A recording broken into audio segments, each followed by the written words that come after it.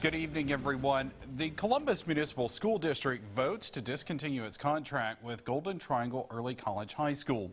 It's a decision that has some parents upset. Our Cash Matlock joins us live from EMCC with more on the story. Cash.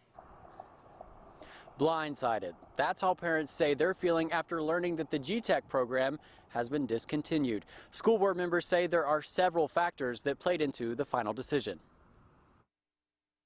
When she found out, she cried. My husband had to console her because she was so upset. Denise Mize says her daughter was gearing up for her senior year in the GTEC program. She planned to graduate with a high school diploma and an associate's degree. But now all of that has been taken from her. Almost 4 years of hard work gone.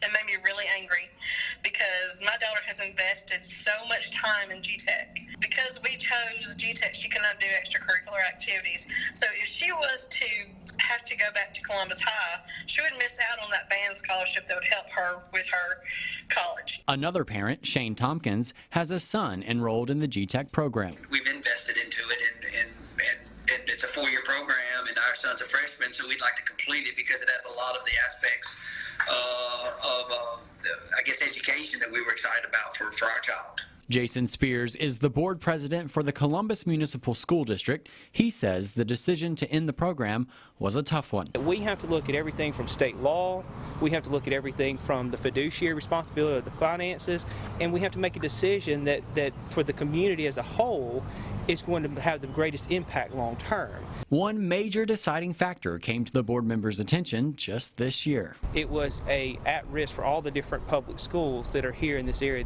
that are the feeder schools that go into the particular program. And those at-risk students, you go through a selection process. Well, over the last year and going into this next MOA session, it has been broadened greatly. Spears says there are public school programs now that could potentially fill the gap the GTEC program leaves behind. Parents say that isn't good enough. Yes, you can do the student enrollment. Yes, you can go online and do it, but it's not the same. They're getting the best of both worlds. And some parents aren't taking no for an answer. I will move. I will do whatever I have to make sure my child attends GTEC. We can't operate a district on, the fear of repercussions. We have to operate the district on facts and laws and what is the beneficial to all parties involved. Contract for Columbus Municipal Schools and the Golden Triangle Early College High School program will expire on June 30th. Now, there's no word yet on whether the school will have any redress. Administrators at EMCC have not yet commented. Reporting in Lowndes County, Cash Matlock, WCBI News. Pontotoc Electric Power Association is flipping the switch on a fiber-to-home project. The cooperative posted this message on its website saying it was discontinuing the project. It says the $43 to $48 million business venture was not feasible at this time. The utility says it will continue to monitor the broadband industry for any changes to possibly continue the project in the future. Northern District Public Service Commissioner Brandon Presley, who is a staunch supporter of rural broadband programs, called the decision short-sighted. One man is injured and another is arrested in a WINONA shooting. 44-year-old Rodney Perry is charged with 4 counts of aggravated assault. Investigators say Perry shot Eddie Green at the Pilot truck stop just off Highway 82 about 10:40 a.m. Police believe the two have had an ongoing argument. There were 2 children inside of Green's vehicle when he was shot, and another vehicle was struck by a bullet. That's why Perry is facing 4 charges. Green was taken to a Jackson hospital. His condition is unknown. He was arrested in April 2019 for a shooting on Academy Street. It is unknown if that is related to today's incident. Perry's bond was set at $100,000. Law enforcement continues to search for an inmate who escaped from the Yalobusha Detention Center. 39-year-old William Scott escaped on April 1st just after 9 p.m.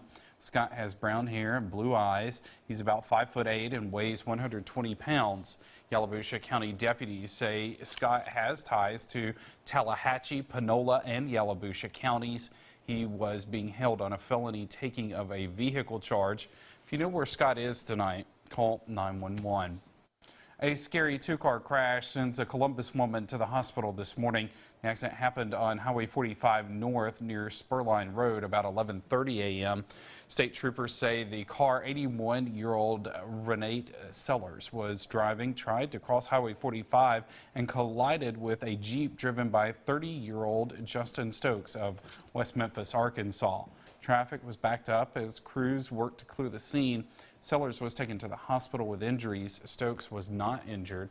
The Mississippi Highway Patrol continues to investigate that crash.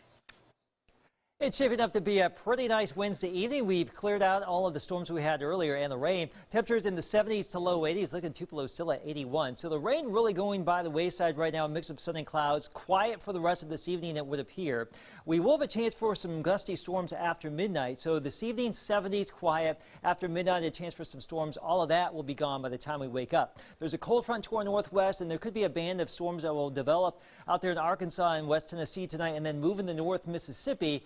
It's still uncertain as to how much we will actually get around here, but if we do see that line of storms, we would expect some wind and some hail to be the primary concern here as it rolls on in later tonight. So that's something that we'll be watching out for as that storm complex comes on in. Stay connected with us here on TV, our website, WCBI.com, and make sure you have the WCBI News app, your full forecast in just a few minutes. Governor Tate Reeves gives an update today on the state's response to COVID-19.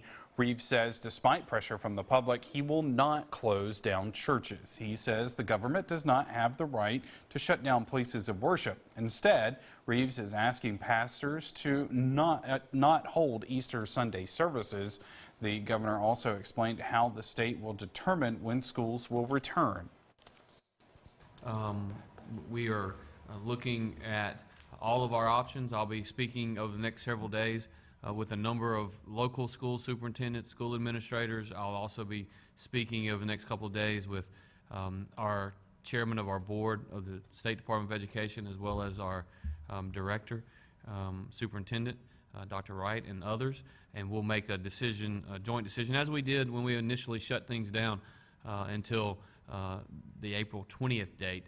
We'll be having conversations with them, and we'll also be continuing to watch our data as it comes in on a daily basis. A decision on whether schools will return on April 20th will be determined by next Tuesday. The spread of the coronavirus is forcing many businesses to close, sparking waves of layoffs. As of last week, more than 30,000 Mississippians have filed for unemployment benefits, and that number is rising.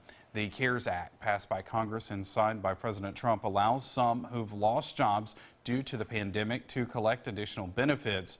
But that news isn't helping people who haven't been able to get through to the Mississippi Department of Employment Services to actually begin filing for unemployment. Workers with MDS blame the issues on an unprecedented workload. We had 250 phone lines coming into the agency. Remember that the economy was good. And so the normal workload, and then all of a sudden there are thousands and thousands of people trying to reach us at one time. We've increased capacity over 2 times. We're implementing a new call center next week. We have allowed people to go online and complete a fillable form, and every day we're searching and have other things in the mix for how to serve the individuals in Mississippi. Any individual who has not had a chance to talk to someone or file that claim, eventually we will service them, and any weeks that they're due that they haven't been paid for, they qualify for, we will pay them those benefits. MDS says it's doing its best to answer everyone who's filing a claim, and they're even working 7 days a week now. For more information on unemployment benefits, you can visit our website, WCBI.com.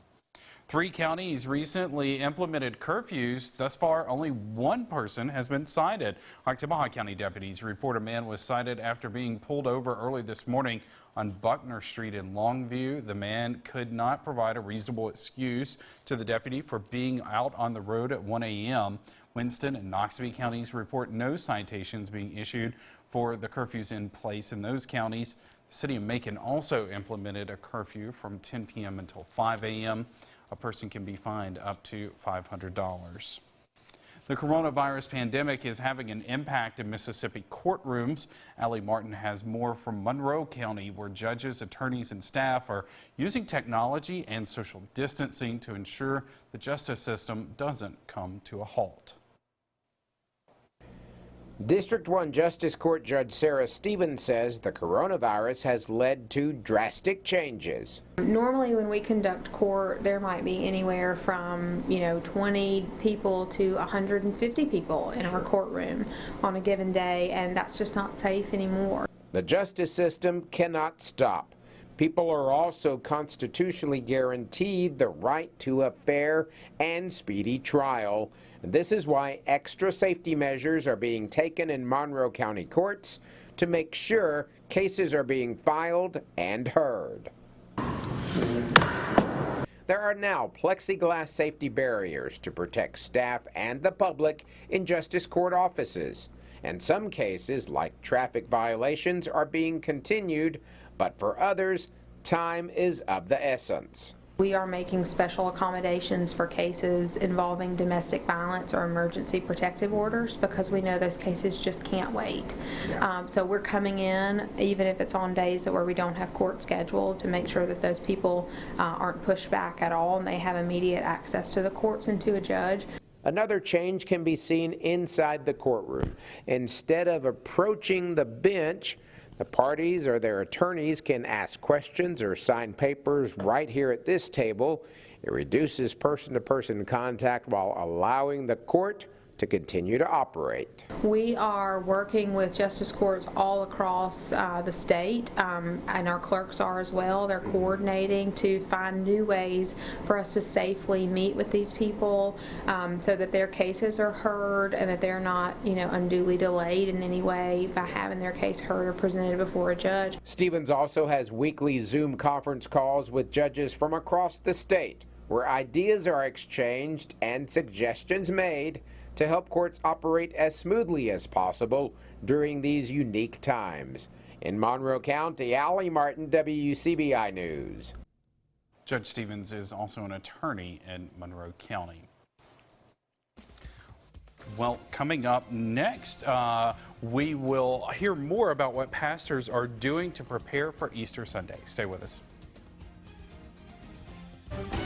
You're watching WCBI's News at 6 with Joey Barnes. Welcome back, everyone. We're 4 days away from Easter Sunday. For most Christians, it's the most important Sunday of the year and one that usually draws one of the largest crowds. COVID-19 has changed all of that. Now services are being moved from sanctuaries to screens. WCBI's Bobby Martinez speaks with area pastors about how they're getting the message to their congregations. Easter Sunday is a time when you typically spend with your loved ones and receive the good word from your respective church. But due to COVID-19, things will be different this year. We've completely gone off script. It's been a dark time for millions across the world due to the outbreak of the coronavirus. And in a time when many lean on their religion for answers, that community has been impacted as well.